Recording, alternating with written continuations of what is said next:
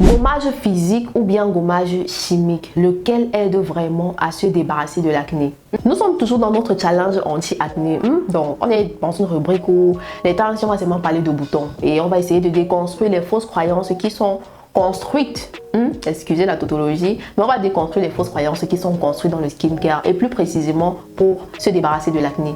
On parle de citron, on parle du bicarbonate, on parle de vaseline, on a parlé de savon molato, de savon noir et tout. Aujourd'hui, on va parler de gommage.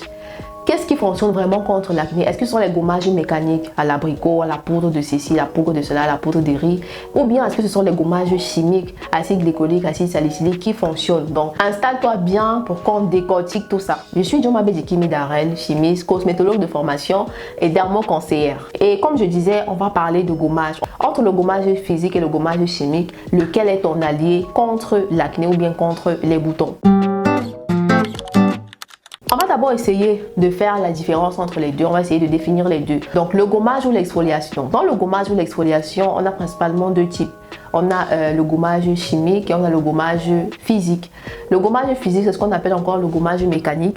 Donc, à l'intérieur, on a des grains qui sont visibles. Donc, à l'œil nu, on peut reconnaître un gommage physique parce qu'on a les grains à l'intérieur. Ça peut être le curcuma, ça peut être l'abricot, ça peut être les noyaux de poudre d'avocat, le poudre de noyau d'avocat, ça peut être la poudre de riz, ça peut être tous les exfoliants que vous connaissez, ça peut être le Nescafé, le café moulu également qui sert d'exfoliant. Donc l'exfoliant de prime abord se reconnaît même à l'œil nu.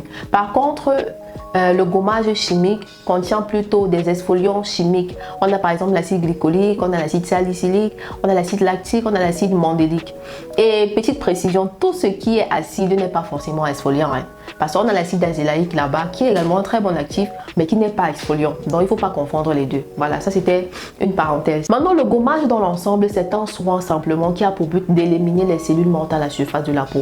Ce n'est que ça. Et en éliminant les cellules mortes à la surface de la peau, la peau est beaucoup plus libre, les pores sont désobstrués et les produits qu'on applique par la suite auront la capacité de pénétrer la peau beaucoup plus efficacement et vont être certainement plus efficaces en fait. Donc, en gros, exfolier, que ce soit l'exfoliation chimique, que ce soit l'exfoliation mécanique, tout ça c'est pour retirer les cellules mortes qui sont à la surface de la peau. Et comment est-ce que les cellules là se forment même? Il faut savoir que dans les profondeurs de l'épiderme, on a ce qu'on appelle les kératinocytes. Les kératinocytes sont produits et vont monter. Ils vont essayer de monter à la surface de la peau, sauf qu'en montant, ils se multiplient. Et pendant qu'ils se multiplient, on a de nouveaux kératinocytes, on a les anciens kératinocytes. Donc, ce sont ces anciens kératinocytes-là qui vont monter davantage, vont arriver à la surface de la peau et vont mourir. Donc, lorsque ces kératinocytes-là meurent, donc, ils vont s'entasser et vont former la couche cornée. Donc, la couche cornée, c'est en fait une couche formée de cellules mortes. Donc c'est cette couche là, donc lorsqu'ils sont entassés là, ils vont simplement s'entasser jusqu'à former une couche qu'on va appeler la couche cornée. Et c'est cette couche cornée là qui est formée de cellules mortes. C'est elle qui empêche, elle obstrue les pores et elles empêchent la pénétration des produits. C'est comme quelque chose qui bloque, comme une barrière qui empêche les actifs, les intrants de circuler. Donc ce qu'il faut faire, c'est qu'il faut casser. Il faut déconstruire tout ça, il faut déconstruire les liens, il faut casser les liens qui se sont créés entre les cellules mortes afin de désobstruer les pores. Vous comprenez de quoi je parle? Est-ce qu'on est à la ligne? Si on est à la ligne, il faut mettre en commentaire. Donc, lorsque ces cellules-là sont mortes, donc, elles ne partent pas, elles sont là, elles attendent que, on vienne les retirer. Donc, c'est le fait de retirer ces cellules mortes-là qu'on appelle aussi le renouvellement cellulaire. Donc, on retire les couches mortes pour que les kératinocytes qui sont en bas puissent monter, créer de nouvelles cellules qui vont s'installer. Le renouvellement cellulaire, en fait, c'est ça, simplement dit. Et voilà, ce cycle-là prend du temps.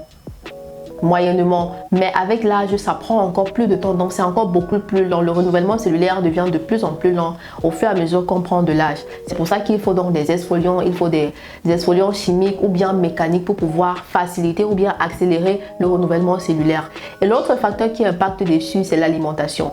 Donc plus on va consommer les aliments gras, plus on va consommer les aliments trop riches en cholestérol, en gras et tout, plus ces couches-là vont s'épaissir. On a le sébum qui va s'ajouter. Donc ces couches-là vont piéger le sébum. Le sébum s'épaissit et la couche devient beaucoup plus épaisse. Et du coup, beaucoup plus difficile à retirer. Donc, voilà les facteurs qui vont influencer le renouvellement cellulaire. On a l'alimentation et on a l'âge. En gros, voilà la différence entre les deux gommages. Ils sont là pour débarrasser la peau des cellules mortes. Les cellules mortes en elles-mêmes, voilà comment elles se forment. Donc, il est important d'exfolier la peau justement pour pouvoir libérer la peau des cellules mortes, désobstruer les pores. Mais maintenant, lequel choisir? Lequel choisir? Est-ce qu'on choisit le gommage mécanique? Est-ce qu'on choisit le gommage chimique? Surtout si on a de l'acné, ça devient très difficile. Mais c'est pour ça que je suis là. Donc, si tu as de l'acné et que tu utilises un gommage plutôt mécanique, tu vas créer des micro-lésions, bien des micro-blessures parce que avec l'inflammation, avec les boutons et en exerçant ces pressions-là, avec des grains en plus, tu vas te blesser en fait. Ce qui se passe, c'est que tu te blesses. Voilà.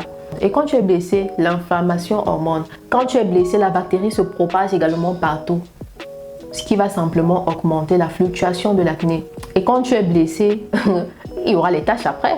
Il y aura les taches beaucoup plus tenaces, les taches beaucoup plus volumineuses. Donc, en gros, utiliser les gommages mécaniques, ce n'est pas une bonne idée lorsqu'on a de l'acné.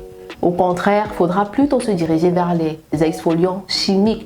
C'est-à-dire qu'on ne voit pas, à vue d'œil, on ne peut pas savoir que c'est un exfoliant, mais ça en est un. Sauf que les grains ou bien les exfoliants à l'intérieur ne sont pas visibles à l'œil nu. L'exfoliation chimique, c'est vraiment une arme intelligente contre l'acné. On a, comme je disais, l'acide glycolique. Ça, c'est si tu as la peau mature, la peau résistante. Mais si tu as la peau beaucoup plus sensible, tu peux aller sur l'acide lactique. Si tu as la peau grasse, la peau avec des imperfections, tu vas sur l'acide salicylique. Parce qu'avec les exfoliants chimiques, on ne frotte pas. On applique simplement, c'est beaucoup plus doux. Avec les exfoliants chimiques, on n'a pas besoin de toute cette pression qu'on se met sur le visage. Avec l'exfoliation chimique, on apaise, on caresse, on est doux. Et voilà, avec l'exfoliation chimique, ça se fait avec des acides de fruits, comme je disais, l'acide salicylique, l'acide glycolique, l'acide mandélique, l'acide lactique. On en a principalement 4. Et dans les acides de fruits, on a 3 catégories. On a les AHA, qui sont l'acide glycolique, l'acide lactique et l'acide mandélique. On a également la deuxième famille, les BHA, qui contient principalement l'acide salicylique. Et on a la dernière famille des PHA, qui sont les polyhydroxyacides. Ça, c'est vraiment les plus doux. Donc, si tu as la peau sensible de chez sensible, voilà, la peau atopique, tu peux aller plutôt vers les PHA comme ça. Maintenant, les peaux les plus résistantes vont aller vers les BHA ou bien les AHA en fonction de l'état de votre peau et des résultats que vous recherchez. Maintenant, même quand on a choisi son exfoliant ou bien son gommage chimique, il y a toujours des règles qu'il faut appliquer. Premièrement, on ne frotte pas. Deuxièmement, on ne dort pas avec le gommage. Troisièmement, après le gommage, on hydrate abondamment. On hydrate abondamment. Ensuite, on ne fait pas le gommage tous les jours. Non. Et il y a un autre facteur là. Il y a des gommants qui peuvent être mal formulés et qui piquent. Quand ça pique, les gens ont tendance à croire que quand ça pique, ça veut dire forcément que ça fonctionne ou bien que ça travaille. Mais vraiment, il faut faire attention. Parfois, quand ça pique, c'est le signe que c'est en train d'agresser votre peau. Donc vraiment, il faut parfois laver. Laver abondamment le gommage sur le visage avec de l'eau normale, pas avec de l'eau chaude, avec de l'eau ambiante, à température ambiante. Pour voilà, éviter de sensibiliser davantage, votre peau. Et aussi, on applique le gommage sur un visage propre préalablement. Beaucoup de personnes négligent ce facteur. Et enfin, il faut éviter les astuces maison où on mélange beaucoup d'ingrédients là. Vraiment, sucre, sel, citron, bicarbonate, miel, gel d'aloe vera. Il y a quoi encore? Nescafé. Non. Évitez vraiment les astuces maison, les gommages maison dans lesquels il y a trop d'ingrédients agressifs en plus. Il faut fuir ce genre d'astuces là. Privilégiez les astuces qui ont un actif, 2 ingrédients maximum. Quand ça dépasse déjà 2 ingrédients là, alerte. Et même quand vous les faites, il faut savoir les conserver parce que ce sont des trucs qu'il ne faut pas utiliser sur le long terme. 2-3 jours, on passe à autre chose.